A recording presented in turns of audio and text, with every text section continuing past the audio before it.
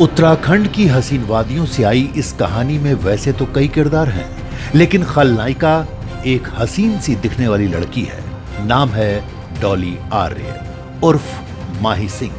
चंद शब्दों में इस हसीना का तारुफ समझते चलिए। एक साधारण परिवार की डॉली इश्क में नाकामी के बाद हुस्न के बाजार की माही बन गई और फिर उसके जिस्म के खरीदार भी आए और मददगार भी। अब आइए कहानी के दूसरे किरदार पर। दीप कांडपाल नाम था उसका।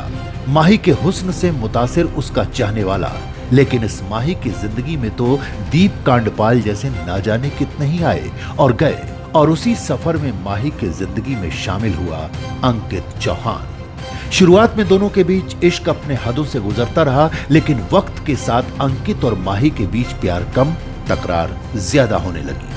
माही अपनी जिंदगी में आ रही मुश्किलों के लिए वक्त को जिम्मेदार समझने लगी, और यही एंट्री हुई कहानी के चौथे किरदार की। रमेश नाम था उसका। पेशे से सपेरा, काल सर्प दोष खत्म करने के लिए तंत्र मंत्र का प्रयोग करने वाला रमेश नाथ माही की जिंदगी में क्या आया, उसके करीब ही आता चला गया। अब बात पांचवें और छठे किरदार की। नौकर राम अवतार और उसकी पत्नी। कहानी में जितने मर्द किरदार थे, हर किसी के साथ हमबिस्तर हो चुकी थी माही, और यही वजह है कि जब अंकित को रास्ते से हटाने की साजिश रची गई तो माही ने अपने हर यार को राजदार बना लिया। खलनायिका विश्वकन्या की भूमिका में सामने आई और सपेरा रमेश नाथ हुस्न के हुक्म की खातिर बेजुबान कोबरा को साजिश में शामिल करता गया।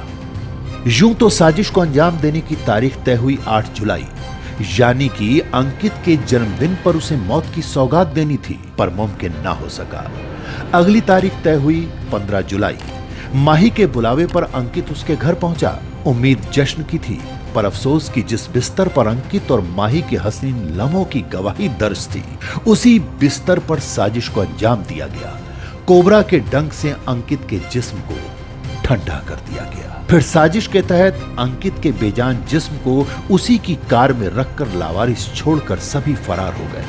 तफ्तीश के दौरान मोबाइल फोन की गवाही से पहले कहानी का चौथा किरदार रमेश नाथ पुलिस की गिरफ्त में आ गया, और फिर विश्वकन्या की साजिश का खुलासा हो गया। फिर एक एक कर कहानी के हर किरदार अपने असल अंजाम तक पहुंच गए।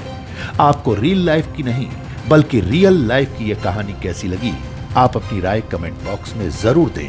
और हां, अगर आपने अब तक चैनल को सब्सक्राइब नहीं किया है तो हमारी आपसे गुजारिश है कि चैनल को फॉलो करें और फौरन सब्सक्राइब कर लें।